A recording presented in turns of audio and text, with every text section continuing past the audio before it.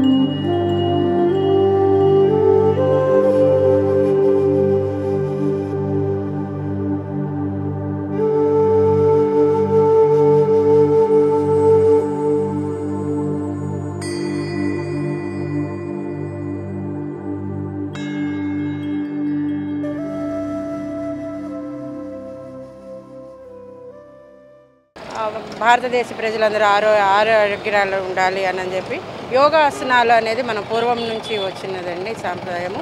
ఈ బిజీ లైఫ్లో ఉండి ఈ టెక్నాలజీ పెరిగి మన ఆరోగ్యానికి శ్రద్ధ ఇవ్వటం లేదు, ఆరోగ్యాన్ని అశ్రద్ధ చేస్తున్నాము. ఆ కారణం చేత ప్రతి ఒక్కరూ కూడా ఆరోగ్యాన్ని కాపాడుకోవటానికి యోగా ప్రక్రియ చాలా ఉత్తమమైనదని, అనేక రోగాలకి ఇది రాకుండా కాపాడుతుందన్న ఉద్దేశంతో ప్రతి ఒక్కరూ ఆరోగ్యంగా ఉండాలన్న ఉద్దేశంతో యోగాంధ్ర అనేది కాన్సెప్ట్ తీసుకుని వచ్చారు. మన చంద్రబాబు నాయుడు గారు కూడా యోగాంధ్ర అనే ప్రోగ్రాం ద్వారా మాకు ఆర్టిస్టులకి ఉపాధి కల్పించారండి. అసలు అవకాశాలు లేవు, మాకు ఏం వర్క్స్ లేవు. ఫ్లెక్సీలు వచ్చాక మాకు చాలా ఇబ్బందిగా ఉంది. ఇప్పుడు కార్పొరేషన్ వాళ్ళు మాకు ఈ వర్క్ ఇవ్వడం వల్ల మేము చాలా సంతోషంగా ఉన్నాం. మాకు అందరికీ ఉపాధి కలిగింది. మునుపట్లాగా ఇప్పుడు లేదండి, చాలా ఇబ్బందుల్లో ఉన్నాము. ఆర్టిస్టులు అంతా ఫ్లెక్సీలు వచ్చిన తర్వాత చాలామంది పనులు మానుకున్నారండి. యోగాంధ్ర ప్రోగ్రాం వల్ల మేము చాలా మంచి ఉపాధిగా పొందాము. పాలస్తీనాపై ఇజ్రాయెల్ యుద్ధోన్మాదాన్ని వామపక్షాలు తీవ్రంగా ఖండించాయి. దీన్ని నిరసిస్తూ పాత బస్టాండ్ వద్ద ఆందోళన చేపట్టాయి. అమెరికా అధ్యక్షులు ట్రంప్ తన గుత్తాధిపత్యం కోసం పలు దేశాల మధ్య యుద్ధాలు సృష్టిస్తున్నారని సిపిఐ జిల్లా కార్యదర్శి జంగాల అజయ్ కుమార్, సిపిఎం నగర కార్యదర్శి నల్లికాంత్ ఆరోపించారు. ఇజ్రాయెల్ యుద్ధోన్మాదాన్ని నిరసిస్తూ పాత బస్టాండ్ వద్ద కొద్దిసేపు ఆందోళన చేపట్టాయి. ట్రంప్కు శిష్యుడిగా ఉన్న ప్రధాని మోడీ పాలస్తీనా దాడులను ఖండించలేదన్నారు. రాష్ట్రంలో ఉన్న ప్రాంతీయ పార్టీలు ప్రధాని మోడీకి వత్తాసు పలుకుతున్నారని అన్నారు. కార్యక్రమంలో వామపక్ష నేతలు మాల్యాద్రి, అంజుబాబు, ఇతర నేతలు పాల్గొన్నారు. పాలస్తీనా పైన జరుగుతున్నటువంటి దాడులతో పాటు మళ్ళీ ఇరాన్ పైన దాడులు చేస్తూ చంటి బిడ్డల్ని, స్త్రీలని, హై స్కూల్స్ పైన వివిధ రకాలైనటువంటి పద్ధతుల్లో దాడులు చేపిస్తూ ఇవాళ ఆ యొక్క దేశ ఉనికి కూడా లేకుండా చేయాలనేటటువంటి ఈ యొక్క దురహంకారం, సామ్రాజ్యవాద దురహంకారాన్ని ప్రతి ఒక్కళ్ళు వ్యతిరేకించాల్సిన అవసరం ఇవాళ ఉన్నది. తక్షణమే గత 50 సంవత్సరాలుగా ఏదైతే అలీన విధానం అమలు చేస్తూ ఉన్నామో దానికి అనుగుణంగా భారత ప్రభుత్వం కూడా తక్షణమే పాలస్తీనా ప్రజలకు అండగా నిలబడాలని చెప్పి వారికి సహాయంగా సామాగ్రిని పంపాలని చెప్పి డిమాండ్ చేస్తూ ఉన్నాము. ఈరోజు గతంలో సిరియా, పాలస్తీనా, ఈరోజు ఇరాన్, అట్లా మొత్తం దేశాల మీద యుద్ధోన్మాదానికి ఈరోజు ఇజ్రాయెల్ పాల్పడతా ఉంది. ఇదే కొనసాగితే దేశవ్యాప్తంగా మూడో ప్రపంచ యుద్ధానికి కూడా అవకాశం ఏర్పడుతుంది. అందుకు తక్షణమే దీన్ని నిలువరించాలి, యుద్ధాన్ని వెనక్కి తీసుకోవాలి. లేని పక్షంలో United states of America, UNA లేదా ఐక్యరాజ్య సమితికి సంబంధించినటువంటి ఏదైతే తీర్మానం ఉందో ఆ తీర్మానానికి తక్షణం అమలు చేయాలని చెప్పి డిమాండ్ చేస్తా ఉన్నాం. బిడ్డల చదువుల కోసం సీఎం చంద్రబాబు తల్లికి వందనం పేరుతో నిధులు జమ చేయడంతో సర్వత్రా హర్షం వ్యక్తమవుతుంది. సంగడిగుంటలో సీఎం చంద్రబాబు, మంత్రి లోకేష్ చిత్రపటాలకు పాలాభిషేకం జరిపారు. ఈ సందర్భంగా కూటమి ప్రభుత్వానికి కృతజ్ఞతలు తెలిపారు. నారా చంద్రబాబు నాయుడు గారు, లోకేష్ గారు తల్లికి వందనం వేశారు. అందరూ సంతోషంగా ఉన్నారు. ప్రభుత్వం బాగుంది. కూటమి ప్రభుత్వం పాలాభిషేకం చేసుకున్నాం. సంగడగుంట 2వ లైను, వడ్రగూడెం పింఛన్లు కూడా బాగానే ఇచ్చారు. పింఛన్లు కూడా పెంచారు. తల్లికి వందనం పథకం కింద 65 లక్షల మందికి 8,750 కోట్ల రూపాయలు. ఆంధ్ర రాష్ట్రంలో ఏ కన్న తల్లి బాధపడకూడదు. చదువు అనేది ఒక రాజ్యాంగబద్ధమైన హక్కు. ఆర్టికల్ 51A ప్రకారం రాజ్యాంగం ఇచ్చినటువంటి విద్యా హక్కు, రైట్ టు ఎడ్యుకేషన్ని ఎవరు దీన్ని దుర్వినియోగం చేయకూడదని చెప్పాయి. చదువు అనేది ఎంతో ఖర్చుతో కూడుకున్నదని కూటమి ప్రభుత్వం ద్వారా పేదలందరికీ సహాయం చేస్తూ మన నారా లోకేష్ గారు చేసినటువంటి గొప్ప త్యాగానికి రుణపడి ఉన్నామని గుర్తు చేసుకుంటూ పొన్నూరు నియోజకవర్గం తెలుగుదేశం పార్టీ సంస్థాగత ఎన్నికల పరిశీలకులుగా గుంటూరు పశ్చిమ నియోజకవర్గ తెలుగుదేశం పార్టీ సీనియర్ నాయకులు రాష్ట్ర కార్యనిర్వహణ కార్యదర్శి కసుకుర్తి హనుమంతరావుని నియమించారు.